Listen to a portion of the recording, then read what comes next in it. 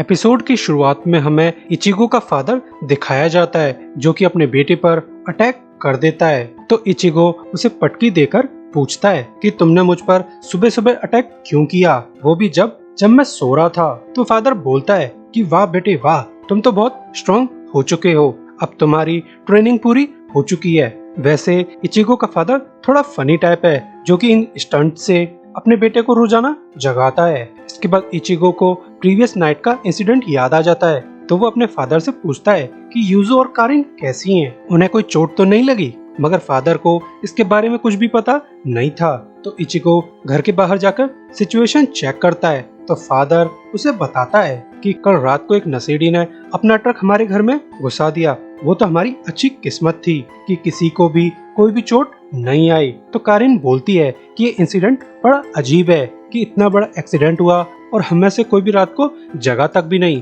तो ये सब सुनकर इचिगो बहुत कंफ्यूज है कि उसकी सिस्टर्स को रात वाला इंसिडेंट याद क्यों नहीं है। जहाँ तक उसे पता है रात को तो उनके घर पर एक मॉन्स्टर ने अटैक किया था। मगर थोड़ी देर सोचने पर इचिगो को समझ आ जाता है कि जरूर उस सोल रीपर रुकिया ने कुछ किया होगा जिसकी वजह से उसकी फैमिली की मेमोरीज चेंज हो गई हैं। वैसे इचिको की सबसे छोटी सिस्टर का नाम यूजू है जो कि घर का काम संभालती है, जैसे खाना बनाना, सबकी केयर करना। और कारिन की पर्सनैलिटी यूजू के जस्ट अपोजिट है। इसके बाद हमें इचिको का स्कूल दिखाया जाता है जहाँ पर हम दो लड़कियों को देखते हैं, जिनमें से ऑरेंज हेयर वाली लड़की का नाम इनोए ओरिहिमे है और शॉर्ट हेयर लड़की का नाम तात्सुकी है। वैसे ओरिहिमे थोड़ा सा एयरहट टाइप की है और तात्सुकी थोड़ा टॉम्बॉय टाइप की लेडी है। इसके बाद क्लास में जाते समय ओरिहिमे इचिगो से टकरा जाती है और गिर जाती है। तो तात्सुकी इचिगो पर चिल्लाती है कि तुमने ओरिहिमे को गिरा तो दिया, अब उसे सॉरी कौन बोलेगा।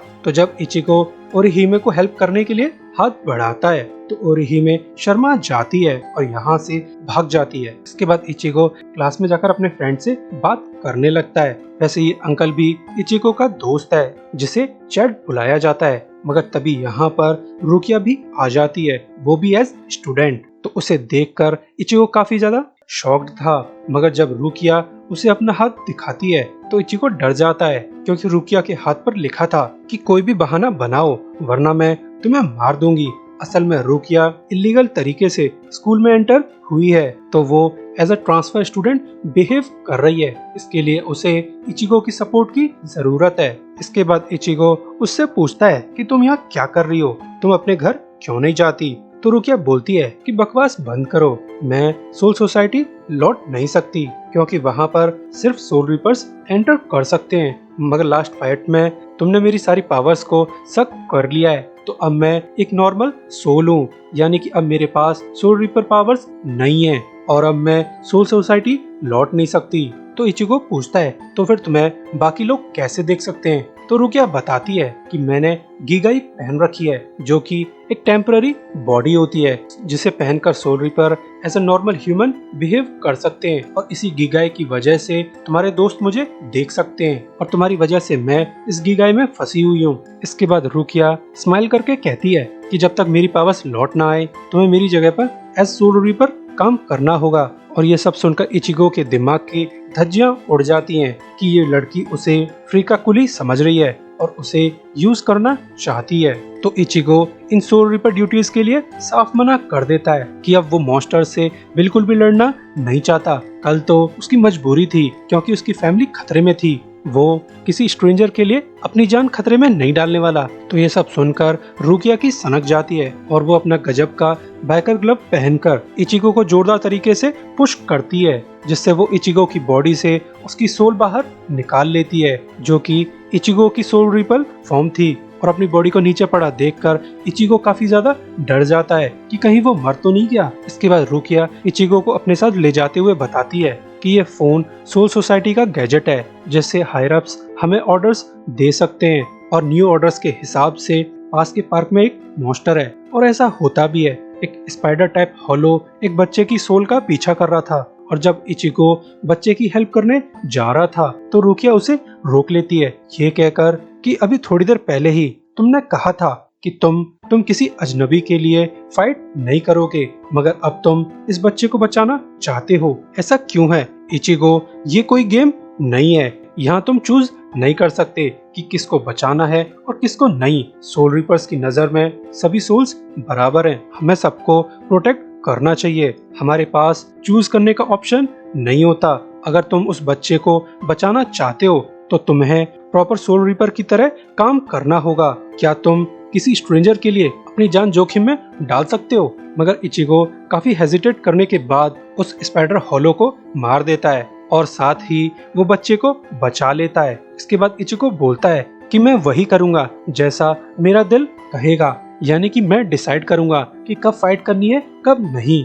इसके बाद इचिगो अपनी तलवार के बैक साइड को बच्चे के सिर से टच करता है, जिससे एक सेरेमनी चालू हो जाती है और बच्चे की सोल आफ्टर लाइफ में जाने लगती है। तो ये सब देखकर रुकिया काफी ज्यादा शॉक थी कि इचिगो ने बिना किसी के सिखाए ही ये सेरेमनी करना सीख लिया। वैसे इस सेरेमनी को कौनसो कहा जाता है। इसके बाद हमें ओरिहिमे का घर दिखाया जाता है जहाँ पर वो पढ़ाई कर रही थी, मगर उस पर दूर से एक सोल नजर रख रही थी और ये सोल ओरिहिमे के डेड ब्रदर की थी। मगर तभी दो हॉलो आकर इसे पकड़ लेते हैं और फोर्सफुली उसे अंडरवर्ल्ड ले जाते हैं, जहाँ पर काफी सारे मॉन्स्टर इस लड़के की सोल को खाने लगते हैं। इसके बाद इस लड़के की सोल भी एक न्यू टाइप का मॉन्स्टर बन जाती है, यानी कि अब ये प्योर सोल की बजाय हॉलो बन चुका है। वहीं दूसरी तरफ इचिगो रुकिया से काफी परेशान था क्योंकि वो हर समय इचिगो को फॉलो करती रहती थी। तो रुकिया बोलती है कि तुम सोल रीपर जॉब चालू कर दो तो मैं तुम्हारा पीछा करना छोड़ दूंगी। मगर तभी ये दोनों देखते हैं कि एक कार ओरिहिमे को ठोककर चली जाती है, मगर ओरिहिमे बिल्कुल ठीक ठाक थी। तो ये दोनों ओरिहिमे की सिचुएशन चेक करने आते हैं। तो हिमे बड़े स्टाइल से बताती है कि मैं बिल्कुल ठीक हूँ। मगर काफी देर सोचने के बाद रुकिया पूछती है कि तुम कौन हो? तो इचिगो उसे बताता है कि ओरिहिमे हमारी क्लासमेट है, एटलीस्ट अपने क्लासमेट की शक्ल और नाम याद रखो। इसके बाद ये लेडीज ओल्ड स्टाइल में एक दूसरे को ग्रीटिंग्स देने लगती हैं। इसके बाद हिमे बताती है कि वो सब्जियां लेकर आ रही थी और रास्ते में उसका एक्सीडेंट हो गया, मगर फिर भी वो बिल्कुल ठीक ठाक है। मगर इस समय रुकिया को ओरिहिमे के पैर पर एक हैंडप्रिंट दिख जाता है जो कि इंसान का तो नहीं लगता। इसके बाद घर लौटते समय रुकिया पूछती है कि वो लड़की कौन थी? तो इचिगो बताता है कि ओरिहिमे मेरी दोस्त टात्सुकी की बेस्ट फ्रेंड है, मगर 3 साल पहले ओरिहिमे का बड़ा भाई गुजर गया, वो भी हमारी क्लिनिक के सामने, और वही ओरिहिमे का इकलौता रिश्तेदार था। उसके बाद ओरिहिमे बेचारी अकेली पड़ गई और वो अपने भाई की डेथ पर बहुत रोई थी। तो रुकिया समझ जाती है कि ओरिहिमे को कार एक्सीडेंट से उसके भाई ने बचाया होगा, मगर हैंडप्रिंट तो किसी इंसानी सोल का नहीं लगता। इसके बाद इचिगो रुकिया से पूछता है कि अगर तुम सोल सोसाइटी लौट नहीं सकती तो अब तुम कहाँ रहती हो? मगर रुकिया उसे बिना कुछ बताए ही यहाँ से निकल जाती है। वहीं तात्सुकी हिमे के घर पर डिनर लेकर आती है और कहती है कि मेरी मॉम ने तुम्हारे लिए डिनर भेजा है, और ओरिहिमे अपने दोस्त को देखकर बहुत खुश है। इसके बाद ये लेडीज मस्त डिनर करने लगती हैं। वहीं यूजो इचिको से आकर पूछती है क्या तुमने मेरा पाजामा देखा? वो कल से मिल नहीं रहा है। तो इचिको भी बोलता है कि मैं तुम्हारे पाजामा का क्या करूंगा, मेरे ऐसे कोई भी अजीब शौक नहीं है। असल में यूजो के पाजामा को रुकिया ने चुराया था और वो इचिको के रूम के क्लोजेट में रह रही है, वो भी इचिको से छुपकर। यानी रुकिया ने उसके क्लोजेट में अपना मिनी होम बना लिया है। इसके बाद रुकिया अपने सोल ग्लव पहनकर इचिगो को पुश करती है, जिससे उसकी सोल उसकी बॉडी से अलग हो जाती है, और ऐसा करते ही इचिगो वाली जगह पर एक मॉन्स्टर हमला कर देता है। और ये तो वही मॉन्स्टर है जो